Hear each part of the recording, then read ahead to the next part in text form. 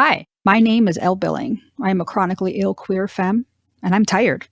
I'm here this episode and every episode to dig at the roots of our collective fatigue, explore ways to direct our care in compassionate and sustainable ways, and harness creative expression to heal ourselves and our world. And welcome to HURF, Radical Care in a Late Capitalist Hexscape.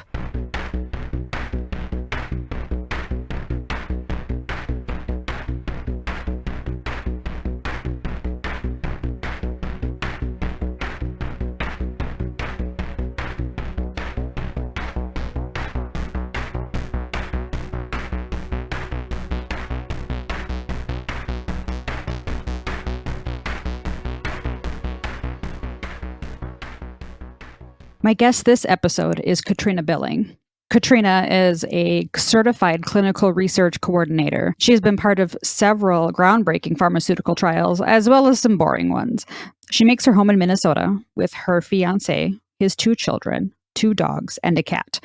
She is 100% the person who has a closet just for her dog's clothing. I apologize in advance for any confusion that this episode creates. I've been told that Katrina, who is my younger sister, and I sound a lot alike, and that our voices sound almost actually exactly the same. I've actually been told this by my own mother, so I apologize. This might be a good time to download the transcript for this episode, which is available at hurfpodcast.com, in order to keep track of who is speaking when. That said, I'm really happy to have my sister as my guest today on the podcast. Hi, Katrina. Hi, Elle. Hi, how are you? I'm well, Elle. How are you? Do you think your listeners can tell that there's 2 people? I don't know. I thought about that right away. What's going to be really hard is I used to have somebody type my transcripts for me, my friend Jen, but things got a little busy in her life, and so she couldn't do it for a while. And so I've been using Otter AI for my transcripts, and it already has a hard enough time separating out who's speaking. It is going to be a disaster. It's going to be a train wreck this time because we sound the same. Or so we've been told. I don't hear it. Yeah, but our parents do. That's fair. And the reason I say our parents, big reveal here. Today I'm interviewing my sister. That's me. Yeah, that's you, Katrina. I'm Elle. You know what? I'm going to get started on just the first question, and then we'll go into whatever it comes from this, because it's going to be great. I have some ideas. Okay. How have you received care this week? My fiance and my tiny dog and I went on a walk in our neighborhood. We just bought a house, and the weather's finally nice in Minnesota. And Dexter, my tiny dog, smiled the whole way. He loves being outside, and just like being outside with him, like it filled my heart. And it's also Star Wars Day. It's been a very good day for me. Yes, we are recording this on May the 4th. So May the 4th be with you. And also with you. Yeah. And how cool is it that May the 4th is like right before your birthday too? It's like the greatest ever. It makes the beginning of May kind of my favorite time of year, selfishly. That's not selfish. It's just life. So cool. That sounds like a really nice thing. Dexter's adorable. Was he wearing a shirt? And which shirt was he wearing? He was not wearing a shirt. Because it was nice out today. It was like 82, the real feel. But him too chonky for his harness. Oh no. We couldn't get it clipped. So since he's a good boy and he's too scared to run away, we just put the leash on his collar, and it was fine. But yeah, the harness that I've had for him since I moved here in 2019, him got a little too chonky over the winter months. You know, it was a long, cold, wet winter. I think we all got a little chonky. And that's okay. We're all feeling it. We're all northern folk. That chunk keeps us alive. There's no body shaming. Today felt like a spring day. We've had warm days where I've been outside and taken walks, but I don't know what it was about today that I was like, okay, it is spring. And it just being out and taking that walk was refreshing. It felt really good here too, because I was in Fargo with our mom, and it was gorgeous. It was absolutely gorgeous out. I was like, finally. And today is the first day our dad went into the field. Like, it was a really good day. They're planting oh my gosh. today. This I is know. a fantastic day. Yeah, it's a great day. So Huzzah for spring weather. Yes. So we had to wait till I got home and then till after you were done with work to record. So you have a full-time job or part-time job? It's full-time. Full-time. And you're going to school. I am. And you were planning a wedding. Yep. Planning a wedding. And you share custody of your fiance's children. Yep. We got 2 kids. So how do you take care? How do you practice self-care? With all of that going on, do you have a self-care routine? Like, how do you take care of yourself with all that's going on in your life right now? I interview mostly creative people, but other people too. But like, do you have a creative practice? Well, I actually know the answer to this. Your creative practice looks different than mine. Very much. If I need a creative outlet, it is more often than not makeup. But the fun thing with that being the creative outlet is I get to start my day with my creative outlet. Oh, that's great. So getting ready in the morning, being able to like do that. Well, this is going to be a great segue, I actually think, into what we intended to talk about. I get to decide literally what mask to put on my face in the morning before work. How am I feeling? Do I feel presentable? Can I sit in front of the camera in meetings today barefaced? Or do I feel like I need to look the part of the account executive who's on top of her training? If I need that like extra layer, I get that right away in the morning with my creative outlet. Okay. So why do you need a mask when you go to work? Did I jump into that too fast? No, it's cool. We're good. Why do I need a mask? Because for as long as I can remember, I've played characters. I developed characters for different scenarios in my life. Because come to find out, in my 30s, I have a touch of the tisms. Okay, so you're on the spectrum. Yes. Yes. Self-diagnosed, which is valid. That is valid. Peer validated. Yeah. You have peer-reviewed autism. I do. That's what I call it.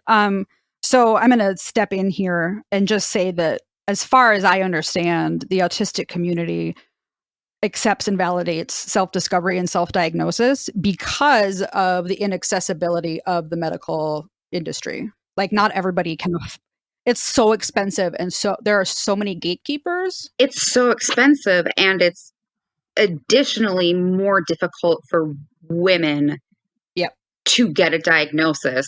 And that's across the board. As someone who has a background in research, specifically medical research. Yes. Yes, medical and clinical research. So much of what we quote unquote know is actually just what we know about white men. Yeah. There was in clinical research, so testing medications, for the longest time, women weren't even allowed in the studies because they thought that the female's menstrual cycle would somehow throw off the concentration of medication in the bloodstream that you're testing for. So instead of looking at that and going, wow, that should probably be looked into. I feel like that's something we should know if it does happen. Right. Instead, they're just like, we won't put them in the studies. So a lot of our, until recently, and by recently, I mean like the past couple decades, at least for this, everything we knew about how medications are absorbed and how they work was based on how they work in men. That reminds me of the early days of trains and steam engines, how they wouldn't let women ride in trains because they thought their uteruses would be like thrown from their bodies. I wish mine would be thrown from my body. I have no use for it. There are days. There are days. I'm glad you brought that up about the medication and the clinical research and diagnostics. Mom and I were actually just talking about that in the car. That, the average, women are more likely to die of, okay, I'm speaking in very like cis heteronormative terms here, which is totally not how I usually speak. But unfortunately, a lot of the medical field is still, all the studies on the medical misogyny, unfortunately, are still cis heteronormative and misogynistic. But women are more likely to die of heart attacks than men because all of the warning signs of a heart attack that were published for years and years were done on heart disease in men. The symptoms look different in women, and women have a harder time getting doctors to believe them about pain. And, it takes us 7 to 10 years to get correct diagnoses for chronic pain disorders. And can you tell I had a migraine this morning? My words are gone. Autoimmune diseases, a thing I have that I can't think of the name of.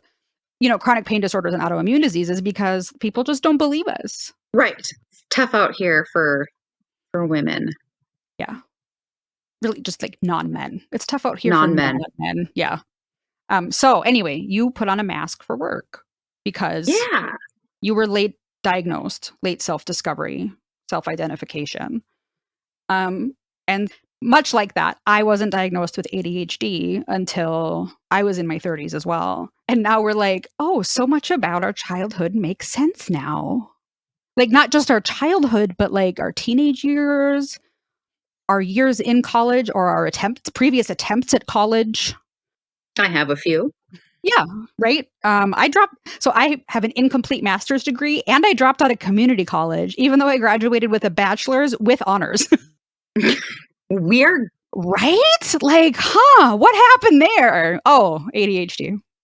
I mean, it's a little more complicated than that, but like systems aren't built for us. Oh, not at all. They are not accommodating. My favorite game to play with you recently has been messaging you and saying, all right, in this round of it wasn't a quirk, it was a symptom, I've come to understand a lot more about certain things about growing up. Right. And I text you the same things. I call them your weekly autistic validation text. Where I'll find a meme that's like, oh, that sounds like Katrina when we were little. Or I'll remember something from when we were growing up and all of a sudden it makes sense in a way it didn't before. Like, hey, remember that time you went 2 years refusing to wear jeans because they felt icky? I don't like hard pants, man. That was also though when like tech pants were big. You called jeans hard pants. Yeah. They were too hard. But like it was middle school, and that was when like the tech pant was in. So like your bright colored, like almost windbreaker material with the cargo pockets and 79 zippers, like those were my jam. That's what I wanted. It was the 90s. Yeah, it would have been late 90s. And we did sew our own wind pants in bright colors with matching top stitching. And lining. Oh, yeah. The lining. Because I had like a blue, orange, and like a goldenrod color, I want to say. I thought yours was blue, orange, and lime green. I had multiple. I made many tracksuits in my youth. Oh. It's true. We have photographic evidence, which I might use for publicity.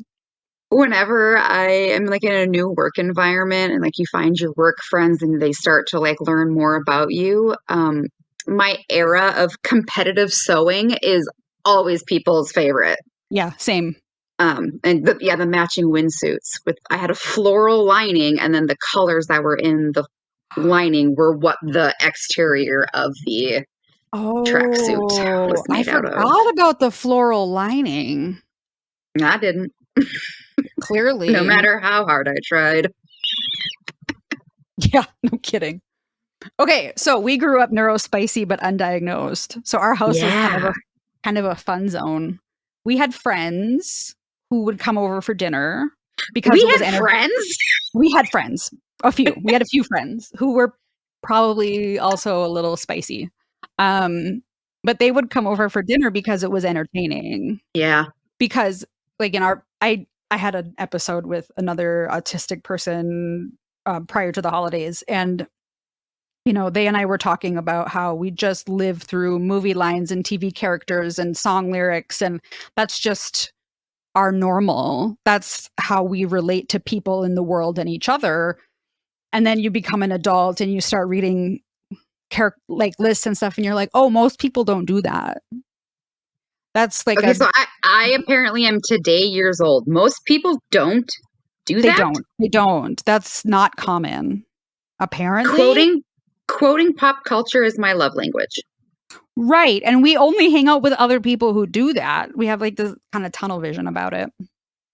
Birds of a feather. Birds of a feather. So that was us growing up. And by growing Yeah. up, I mean also now. I think I had at least one boyfriend who said that seeing the two of us together was terrifying and illuminating. Yeah. Yep. I've heard similar feedback that partners only ever hear like the half of the conversation or interaction that they're on. So they've heard me on the phone with you, and then you kind of like, man, you and your sister seem crazy. And it's like, maybe a little. And then they see us together in the same environment. And they're like, okay, no, you are. Like, that is something you got to prepare yourself for. I've heard it said that we have our own language and that they had no idea what we talked about for a decent like chunk of the conversation, because it was all either quotes, lyrics, inside jokes, like references that they had no idea about. It's like that one episode of Star Trek The Next Generation when there's that race of aliens who only speak in oblique references to their culture. So the universal translator works, but no one understands what they're saying because they're not members of their culture. It's all sociolinguistic references. And that's basically what it's like to be a guest in our family. It's like you need multiple layers of translation. Yeah. And like it's really no surprise that your fiance has pretty significant ADHD and that's why he fits in. Yeah, that's it. It kind of complements my autistic traits, tendencies, whatever we want to call them, and his ADHD manifestations. Luckily for us, more often than not, they're complementary to each other. Right. It does cause some like other problems when they happen to clash, but yeah, it's another layer of the relationship that, I mean, it requires work. It's work that's worth it, but he was recently diagnosed also in his 30s. So it's been a learning process for both of us at the same time within ourselves and then what we bring to the relationship as well. Right. Yeah. I mean, my partner, Ricky, has been going through the ADHD situation and getting a second opinion and trying, and Ricky and I both ran into the issue of a neuropsychologist basically saying, you're too smart to have ADHD, just buckle down. And it's like, That's wildly invalidating. yeah. Intelligence is a made up idea. IQ is racist. And for how smart I supposedly am, I should be doing way better in my life. Ugh, like, preach. like that. Ugh, it was so frustrating. So yeah, fun times. Did the professional ask you what you would change if you had a magic wand? He did not. He was insulting in different ways. So we can get to the magic wand. The neuropsychologist who assessed me, this was when I was on medical leave, experiencing severe burnout and having, like I was having limb numbness and severe brain fog and like problems with balance. So like I needed a neuropsych eval anyway because something was really wrong with me and we were trying to narrow it down and pinpoint it. But I also knew I had ADHD, and ADHD burnout and autistic burnout are very real things. And I was suspecting that there was some kind of neuro fatigue, like it was something was neurologically wrong. There was neurofatigue or burnout that was related to a diagnosis, and I was looking for answers. And so I did this like 6-hour, 8-hour battery of tests with him. And when I came back for my results, he had done like a pain survey. And I was like, great, we're going to be talking about chronic pain. And he's like, you think about your pain too much. That's your problem. What? Yeah. He was like, your problem is, or one of your problems is that you think about your pain too much and you like perseverate on your pain and you catastrophize. And I was like, I understand that I sometimes catastrophize. That I do. However, do you know chronic pain? Like, have you experienced chronic pain? Because I feel like if you woke up every morning in pain, you too would think about it a lot. If your livelihood depended on your arms and hands, because I taught at a deaf school and I signed, and you woke up and every day your arms were a little bit more numb and you could use them a little bit less, you would think about it and worry about it a lot too. My question, like that was, so I didn't get the magic wand talk that you got. I got the, like, you think about your pain too much. Did we freeze? You're frozen. And I was like, I literally can't not think about my pain. It's always there. How do you not think about something that's always there? That's what chronic means. And like when he told me that, I burst into tears. So I probably proved his point to him that yes, I do catastrophize. And when someone points it out, I cry. Like, okay.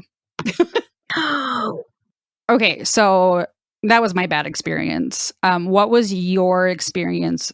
Like you mentioned the magic wand thing. What was that about?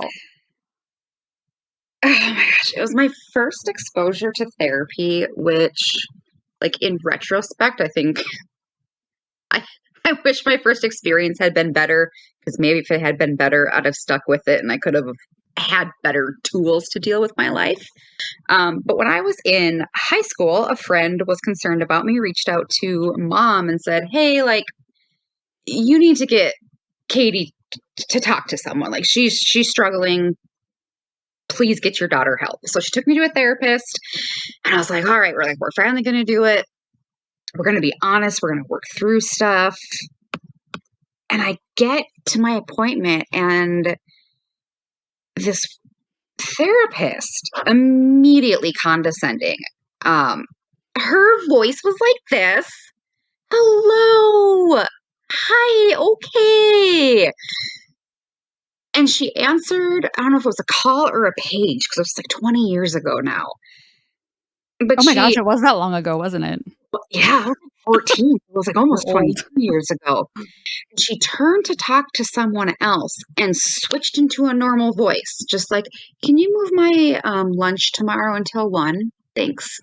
Okay, so what were we talking about? And immediately then I was like, nope, we're done with this. But she wasn't done, because we had, like 50 minutes left in the appointment. And one of her questions was, now, if you had a magic wand and could change anything in your life, what would it be? And it took what little self-control I had to not say to her, if I had a magic wand, I would shove it where the sun don't shine. It was so condescending and just invalidating to be talked to like that. Like, it might have worked for a little kid. So she was a pediatric therapist, right? Yeah, and maybe it did work, but man, Not 14-year-old in middle school, or had I just gotten into high school? Anyways, we don't want to be talked to like that. You were a sophomore and I was a senior. Okay, yeah, story tracks. Yeah, so no, a 14-year-old doesn't want to be asked about magic wands. Okay. And it left a really sour taste in my mouth, and I was very, like, I had an aversion to therapy because that was my only experience, and I'm like, why would I want to go back to that? And then I found a good therapist, and I was like, why didn't I do this sooner? Yeah, we had a decent therapist after that one. We found Yeah. Lori. Lori was good. Oh my God, I forgot about Lori. That was at Prairie. That was it. Yeah, that was at the walk-in or the outpatient. Yeah. Mad props to Lori, wherever you are out there. Yeah. She's probably the reason we're both still here, if I'm being super honest. Oh, yeah. Yeah. She was awesome. The first lady, not so much. Like, I'm glad that you went through the terrible therapists before I got in. Like, so you had like tested the waters and then I went. Yeah. It's what brings siblings together. Bad experiences. It does. But also getting into therapy and getting on medication is the reason you and I have a relationship at all, because prior to that, we did not. So yeah, high school was not kind to us, and I unfortunately was not kind to you because of it. Yeah. I mean, we were both struggling in our own way. So hey, there's me taking accountability for being mean to you. That was I did it nice. on the internet. Yeah, you did it in front of strangers. I know. Ooh. Thanks, that was nice. Yeah, I love you. I love you too. Why did we sound like Muppets when we said that? We are unwell.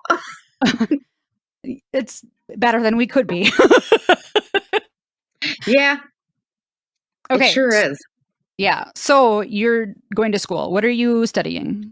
I am going to school online. Arizona State University. Go, what, Sun Devils? Go Sun Devils. That I'm was getting just in the my. crossword that Dad and I did. It said Did Sun he Devil text me? School. Did he Oh, text that to okay. you? He Sun may Devil have. School? Yeah.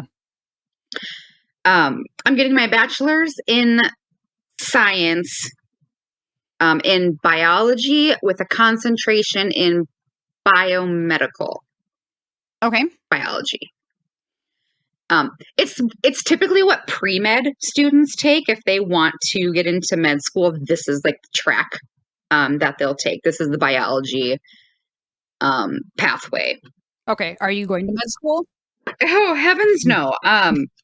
I find the body super interesting and I want to learn everything about it, but in no way, shape, or form do I ever want a profession where I hold someone's life in my hands. Mm. It's too much responsibility. It's too much pressure. So, doctor, no, no, Yeah. no. I went back for the Bachelor's of Science to further my career in clinical research. I got to a level where, depending on the company, some companies will hire you on without a bachelor's and just through your experience and your work at that company, they'll continue to elevate your position. And then other companies don't even want you to start at the bottom without a bachelor's. And Oh, wow. especially won't let you elevate without it. And it kind of got to the point where I was like, okay, I'm going to plateau or might have to accept a lesser position at some companies because what I'm actually capable of, I don't have the bachelor's to back it up. So I have wanted to go back and have said multiple times since I was last in school in 2014, like, I should go back. I want to go back. Should I go? I mean, I eventually will go back. And I didn't tell you. I didn't tell mom or dad. I barely told David that I was going to do it. It was more like, oh, I applied to college. I got in and my classes start in 2 weeks. It's all online. Okay, good talk. Thank you. Because I knew I just needed to do it. If I talked to someone about it, I could have talked myself out of it. They could have talked myself out of it. Like, I thought this could be good. And I went and did it and it's been good. That's kind of how I ended up in grad school too. Was like, this is a thing I need to do for myself. Yeah. So I just finished my first session on the 30th of April. Okay, so yeah, ASU does 2 sessions per semester. I had another friend who got their bachelor's there. Yes. Yep. So you got into clinical research quite by accident. Very much by accident. Like, you started out emptying urine samples at a pharmaceutical testing facility when you were 19. Yep, I was 19. I was working at the mall in retail. Boo. I'm not booing anybody who works there. Like, good on you if you can handle that, but like, you didn't enjoy it. I didn't. No. You were good at it, but you didn't like it. Didn't like it. But I was also going to massage therapy school in the evenings. And obviously, you get to know your classmates, was lamenting about the terrible retail job. And a classmate was like, hey, you need to apply here. My husband's in charge of the part-time staff. I'll put in a good word for you. Like, let's get you a job you don't despise. So I applied for this job. And I don't know if I've actually even told you this, Elle. But what I thought I was applying for was not what I applied for and was not the job I got. I didn't know that. I thought I'd be working on the second floor of this building, processing blood samples that were a part of the research study. What I actually ended up applying for and getting was working on the first floor, processing the blood and urine samples for people who were screening for eligibility purposes. Mm-hmm. And that job was a lot of scanning barcodes on test tube labels and urine cups, dumping old urine samples, and rotating shipments of like reagent that we needed for the lab machines. And that's how I got into clinical research by accident at the age of 19, and have just moved to the next position, got to know that one, kind of, let that position play out, move this, the next step up into the next position. And I got into it by accident. I stayed because the money was good. And then finally really decided to like commit to it as a career long term because of mom's diagnosis. Right. Yeah. You had the opportunity to work on some Alzheimer's and dementia studies. Yeah, which is fascinating. All diseases deserve treatment, all number of ailments, like all of them deserve attention. But there is something to be said when you get to work on a project that hits super close to home. That is extremely validating to be able to be a part of it, even in some small way. So yeah, that Alzheimer's study that I was a part of, that one did something to me. Yeah. Yeah, I imagine. So that's what you want to keep doing. That's cool. Yeah, I want to keep working in research. It's fascinating to see what's going on, because like the general public will hear about these studies in 5 to 7 business years. Once the study is done, the data is collected, interpreted, compiled, reviewed. So it's kind of nice to be like, essentially behind the scenes, kind of knowing what's coming down the pipeline for these different treatments for different diseases. Right. So you've been involved in various studies. You're 30. Well, by the time this episode comes out on your birthday. So okay, well then I'm 36. You're 36. You've been doing this a while. I'm sure there's a lot of confidentiality things that you have to sign and be, super careful what you do talk about. But can you share any of the studies or give a little information about some studies that you've been involved in that are like, now we have these drugs or these medicines or treatments, and you can say, hey, I was part of that. Yeah. When I started in clinical research, the facility I worked at did what's called bioequivalence studies. And that is your generics versus your name brands. So medication A is invented by a company. They get a patent on it. No one can do that medication until the patent runs out. And then it is literally a race to the finish line for other companies to get their generic approved. So I spent 4 years doing generic and name brand studies, one of which I was part of the study that tested the generic for the antidepressant that I used to be on. Well, that's cool. Yeah, I'm not on that one anymore, but it's called Vibrid. And we were working on testing the generic for that. So that was exciting from a let's make healthcare more affordable standpoint. But from a let's break new ground in healthcare, I was part of the team that tested Eli Lilly's COVID infusion. That got an emergency use approval by the FDA my first week of being a part of that study. I was a new employee. I flew out to Colorado to help out the team there. And my first night there, they're like, we got the approval. So I got to feel like I was a part of the things that were being developed for COVID treatment. Not feel like being a part of. I was a part of it. I shouldn't diminish my accomplishments. Recently, also in the news, they've been talking about different Alzheimer's treatments. I just saw one on my phone today. Yeah. Yeah. I worked on that one. Yeah. That's also Eli Lilly. And the Alzheimer's research, it's fascinating. It's wild. What they're able even to test like the knowledge we have about it. But yeah, I worked on that one. Some vaccine trials I've That's been a cool. part of. Yeah.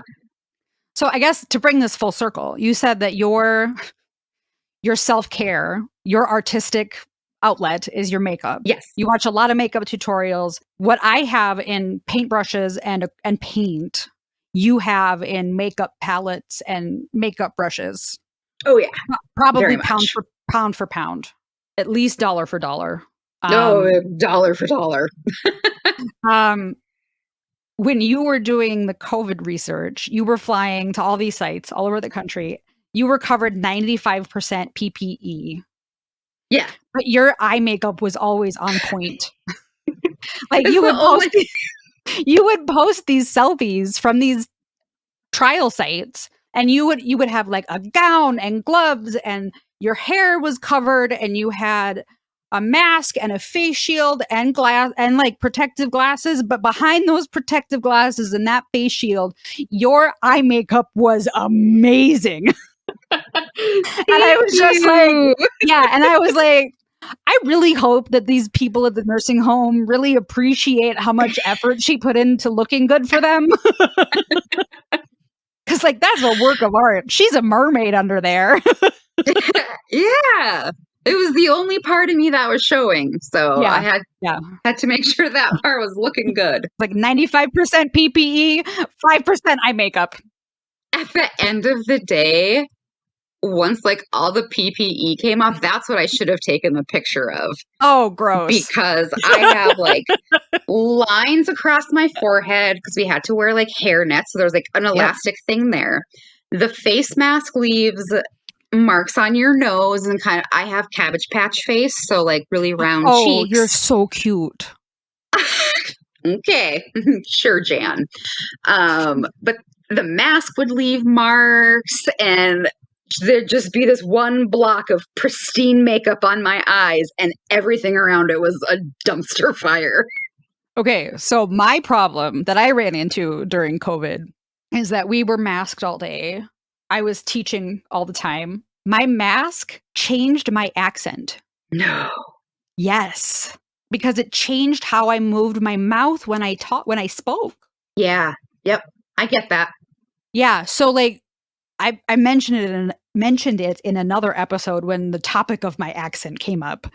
Is that like I had like the Fargo accent, and then I moved to Idaho, and the Fargo-ness sort of faded a little, like enough that people could tell the difference when I had been home and come back. Home. Right? Home, right? Well, I've been back for 2 years now, so I know. thick. It is thick Fargo, but it's thick Fargo with like a touch of like you lived somewhere else for a while. Plus the fact that I don't move my jaw and lips the same way that I did pre-COVID. It's just I can't get my mouth around certain words the same. It's just one of those things. I don't know if it changed the way I spoke, but I would find myself midday and like my jaw or my head would hurt and I'm like, what is going on? Pulls on your ears. No, I was thrusting like my jaw forward to kind of like push the mask a little bit forward. Yep. So it wasn't so like smushied on my face parts because I didn't like it touching my face parts. Oh, because it was like an unpleasant sensory experience? It was a very unpleasant sensory experience. Weird, right? Right? Never saw that coming. Nope, not at all. Hey, Katie. Yeah, Elle? Remember when we were little and you would cry every time we had to take a family photo? I mean, vaguely, but there's pictures to prove it. Because it disrupted whatever you were doing and no one gave you like a 5-minute countdown to get you ready for it. And you also didn't like bright flashing lights. Still true. It wasn't a quirk, it was a symptom. It wasn't a quirk, it was a symptom. Thank you for being on my podcast, Katie. Katrina, Sister Boo. Yes. Anytime. I had fun. This was great. Yeah. We'll have to maybe make this like every season I interview someone in my family. Oh, it's going to get wild. Especially if I get one of the nieces. They're so funny. Yeah. They're so smart and they're so observant and they're related to us. So there's, a little bit of unhinged sprinkled in Well, there. they are also probably neurospicy to some degree. It's an absolute joy hearing what they come up with to talk about. Yep. I just bought a giant the three biggest canvases I've ever bought today, because one of those girls thinks that I need to make a giant painting for mom and dad's anniversary, which is this month. Yes, I'm sure I can finish a 30 by 40 canvas in 3 weeks. Jackson Pollock it. Just Oh, yeah, because mom loves Jackson Pollock.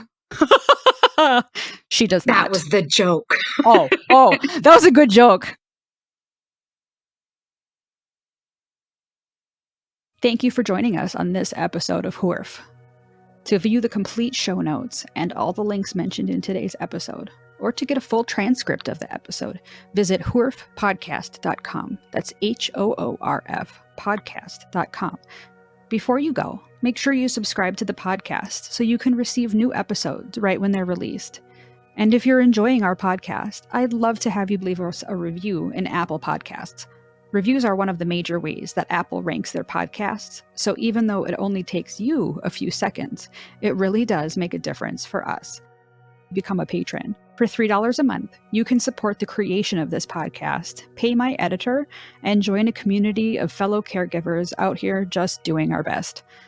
Thank you again for joining me, Elle Billing, in this episode of HORF. Until next time, be excellent to each other.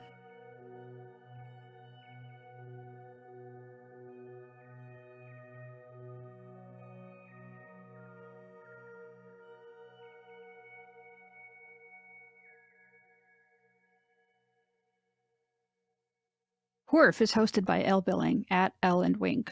Audio editing by Ricky Cummings at Ricky Poo. Music composed by Ricky Cummings. HORF is a production of Elle and Wink Art Studio, all rights reserved. HORF Podcast can be found on social media channels at HORF Podcast, at HOORF Podcast.